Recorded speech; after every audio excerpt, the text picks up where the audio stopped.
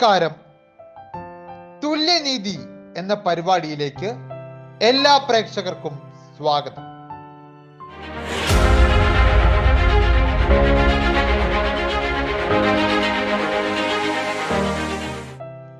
തുല്യനീതി എന്നതുകൊണ്ട് അർത്ഥമാക്കുന്നത് സാധാരണക്കാരെ പോലെ തന്നെ തുല്യ പരിഗണനയും തുല്യനീതിയും ലഭിക്കേണ്ടവരാണ് ഭിന്നശേഷി സമൂഹവും. ഒരിക്കലും സാധാരണക്കാരിൽ നിന്നും ഞങ്ങളാരും വ്യത്യസ്തരല്ല. തുല്യ പരിഗണനയും തുല്യനീതിയും തന്നെയാണ് ഞങ്ങൾക്കും ലഭിക്കേണ്ടത്. RPWD ആക്ട് ഭിന്നശേഷിക്കാർക്ക് വേണ്ടിയുള്ള നിയമത്തെക്കുറിച്ച്, അവകാശങ്ങളെക്കുറിച്ച് വിശദമാക്കി തരുന്ന ഒരു പരിപാടിയാണ് തുല്യനീതി. ഇതിലൂടെ ഭിന്നശേഷിക്കാർക്ക് എന്തെല്ലാം അവകാശങ്ങളും ആനുകൂല്യങ്ങളും ലഭിക്കുന്നുണ്ട് എന്നതിനെ കുറിച്ച് എല്ലാവരും ബോധവാന്മാരാകേണ്ടതുണ്ട്.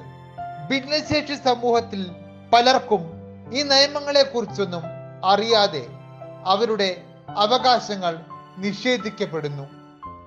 ലഭിക്കേണ്ട അവകാശങ്ങൾ പോരാടിക്കൊണ്ട് തന്നെ നമ്മൾ നേടിയെടുക്കണം. ഈ നിയമങ്ങൾ നമ്മളും അറിഞ്ഞിരിക്കണം. ഈ നിയമത്തെക്കുറിച്ചുള്ള ഇംഗ്ലീഷ് പതിപ്പ് ഇന്ന് നമ്മൾക്ക് വായിച്ചു തരുന്നത് ജിനു എന്ന വ്യക്തിയാണ്. നമ്മൾക്കെല്ലാവർക്കും ഇതൊന്ന് കേട്ടു നോക്കിയാലോ?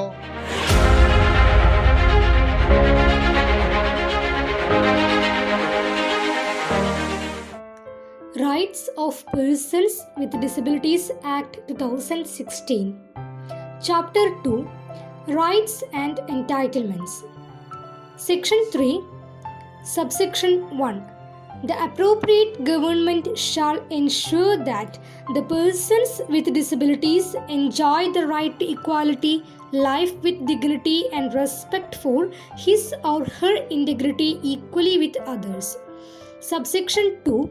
The appropriate government shall take steps to utilize the capacity of persons with disabilities by providing appropriate environment. Subsection 3. No person with disability shall be discriminated on the ground of disability unless it is shown that the impugned act or omission is a proportionate means of achieving a legitimate aim. Subsection 4. No person shall be deprived of his or her personal liberty only on the ground of disability. Subsection 5. The appropriate government shall take necessary steps to ensure reasonable accommodation for persons with disabilities. Section 4, Subsection 1.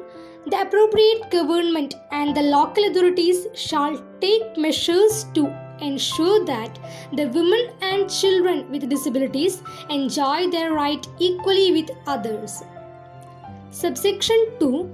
The appropriate government and local authorities shall ensure that all the children with disabilities shall have right on an equal basis to freely express their views on all matters affecting them and provide them appropriate support keeping in view their age and disabilities. Section 5, Subsection 1. The persons with disabilities shall have the right to live in the community. Subsection 2. The appropriate government shall endeavour that the persons with disabilities are: Clause A. Not obliged to live in any particular living arrangement, and Clause B. Given access to a range of in-house, residential and other community support services, including personal assistance necessary to support living with due regard to age and gender. Section 6. Subsection 1. The appropriate government shall take measures to protect persons with disabilities from being subjected to torture, cruel, inhuman or degrading. Subsection 2.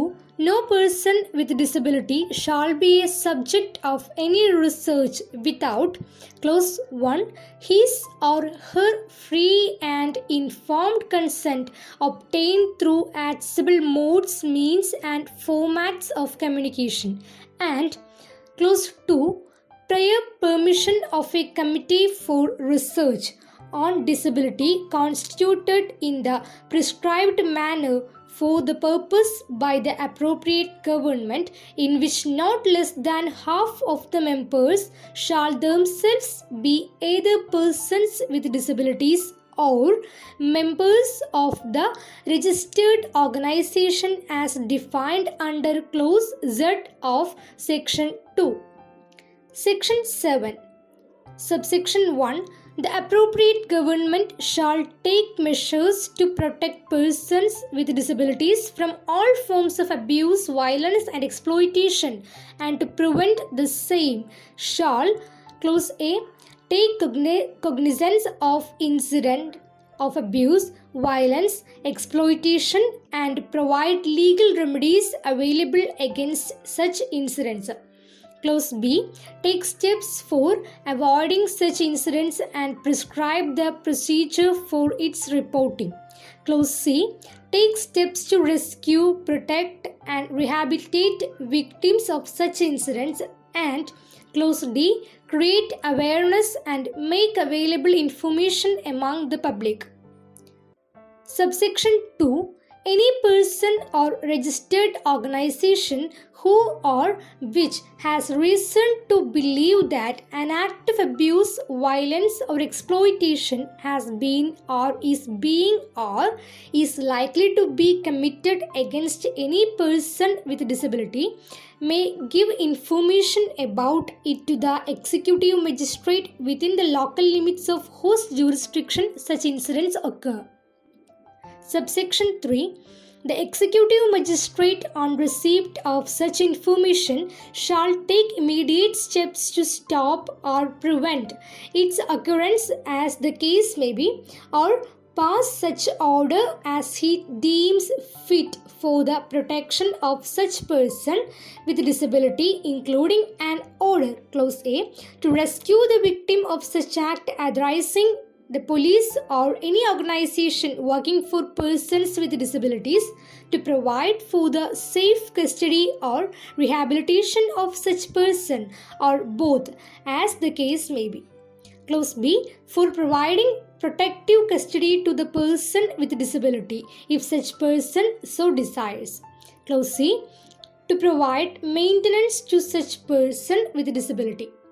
Subsection 4. Any police officer who receives a complaint or otherwise comes to know of abuse, violence, or exploitation towards any person with a disability shall inform the aggrieved person of, clause A, his or her right to apply for protection under subsection 2 and the particulars of the executive magistrate having jurisdiction to provide assistance. Clause B. The particulars of the nearest organization or institution working for the rehabilitation of persons with disabilities. Clause C. The right to free legal aid. And clause D. The right to file a complaint under the provisions of this Act or any other law dealing with such offence. Provided that nothing in this section shall be construed in any manner as to relieve the police officer from his duty to proceed in accordance with law upon receipt of information as to the commission of a cognizable offence. Subsection 5.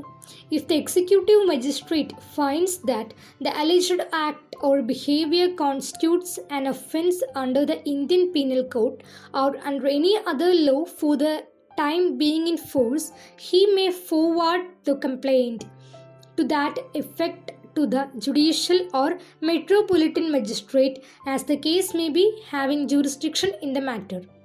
Section 8. Subsection 1. The person with disabilities shall have equal protection and safety in situations of risk, armed conflict, humanitarian emergencies, and natural disasters. Subsection 2. The National Disaster Management Authority and the State Disaster Management Authority shall take appropriate measures to ensure inclusion of persons with disabilities in its disaster management activities as defined under Clause E of Section 2 of the Disaster Management Act 2005 for the safety and protection of persons with disabilities. Subsection 3. The District Disaster Management Authority constituted under Section 25 of the Disaster Management Act 2005 shall maintain record of details of persons with disabilities in the district and take suitable measures to inform such persons of any situations of risk so as to enhance disaster preparedness. Subsection 4. The authorities engaged in reconstruction activities subsequent to any situation of risk, armed conflict, or natural disasters shall undertake such activities in consultation with the concerned state commissioner in accordance with the accessibility requirements of persons with disabilities. Section 9. Subsection 1. No child with disabilities shall be separated from his or her parents on the ground of disability except on an order of competent court if required in the best interest of the child. Subsection 2. Where the parents are unable to take care of a child with disability, the competent court shall place such child with his or her near relations, and failing that, within the community in a family setting or in a exceptional cases in shelter home run by the appropriate government or non-governmental organization as may be required. Section 10. Subsection 1. The appropriate government shall ensure that persons with disabilities have access to appropriate information regarding reproductive and family planning. Subsection 2. No person with disability shall be subject to any medical procedure which leads to infertility without his or her free and informed consent. Section 11. The Election Commission of India and the State Election Commission shall ensure that all polling stations are accessible to persons with disabilities and all materials related to the electoral process are easily understandable by and accessible to them. Section 12.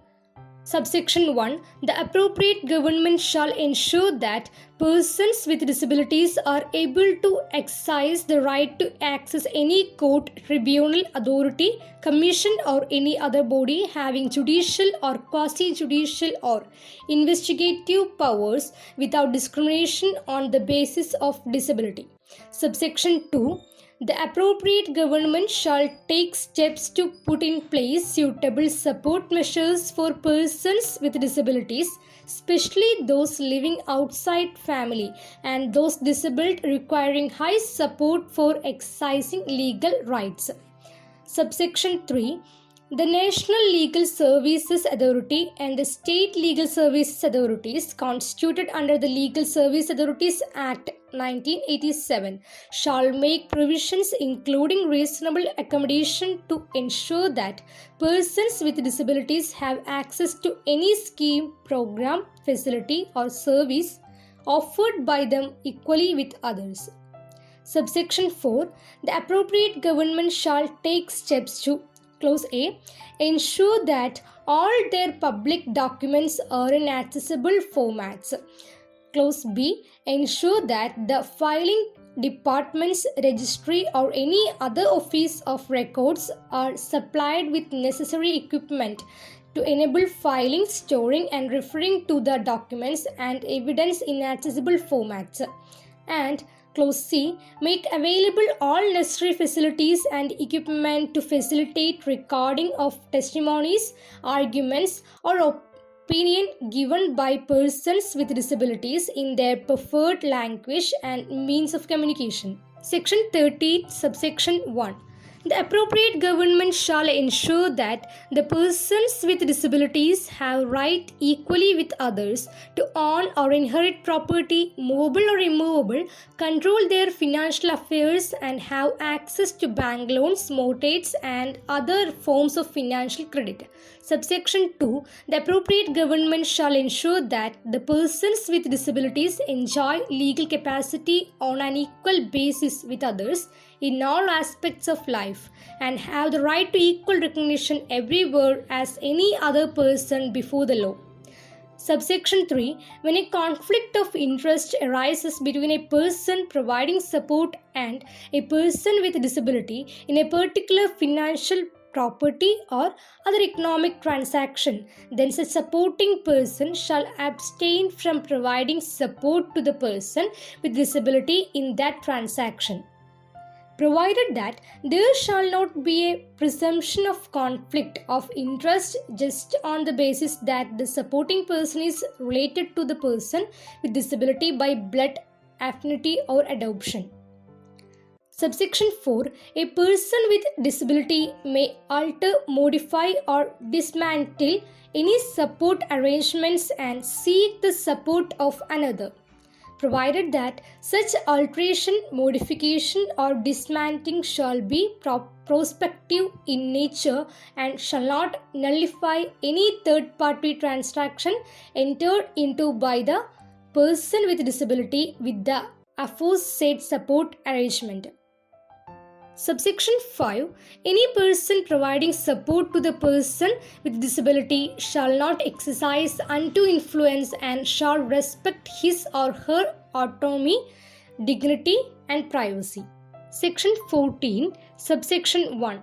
Notwithstanding anything contained in any other law for the time being in force on and from the date of commencement of this Act, where a district court or any designated authority as notified by the state government finds that a person with a disability who had been provided adequate and appropriate support but is unable to take legally binding decisions may be provided further support of a limited guardian to take legally binding decisions on his behalf in consultation with such person in such manner as may be prescribed by the state government, provided that the district court or the designated authority, as the case may be, may grant total support to the person with disability requiring such support, or where the limited guardianship is to be granted repeatedly. In such case, the decision regarding the support to be provided shall be reviewed by the court or the designated authority, as the case may be, to determine the nature and manner of support to be provided. Explanation.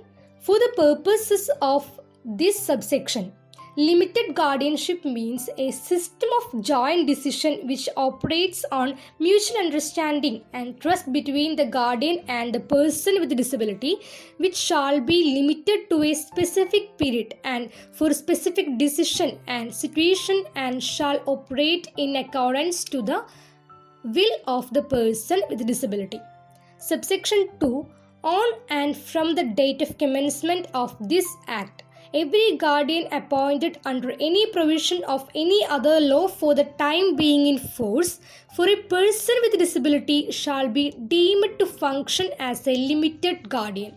Subsection 3. Any person with disability aggrieved by the decision of the designated authority appointing a legal guardian may prefer an appeal to such appellate authority as may be notified by the state government for the purpose.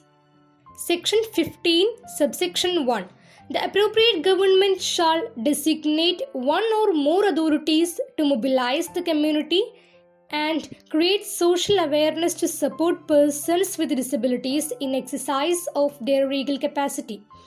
Subsection 2. The authority designated under subsection 1 shall take measures for setting up suitable support arrangements to exercise legal capacity by persons with disabilities living in institutions and those with high support needs, and any other measures as may be required.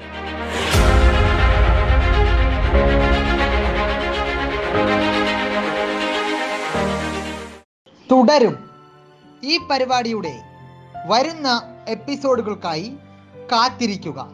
നമ്മളുടെ അവകാശങ്ങളെയും ആനുകൂല്യങ്ങളെയും കുറിച്ചറിയുന്ന ഈ പരിപാടി മറ്റുള്ളവർക്ക് പങ്കുവയ്ക്കുക. ഭിന്നശേഷിക്കാരായവരുടെ അവകാശങ്ങളും ആനുകൂല്യങ്ങളും അറിയാത്ത ഒട്ടനവധി സഹോദരി സഹോദരന്മാർ നമ്മൾക്കിടയിലുണ്ട്. എല്ലാവരെയും ബോധവാന്മാരാക്കുക.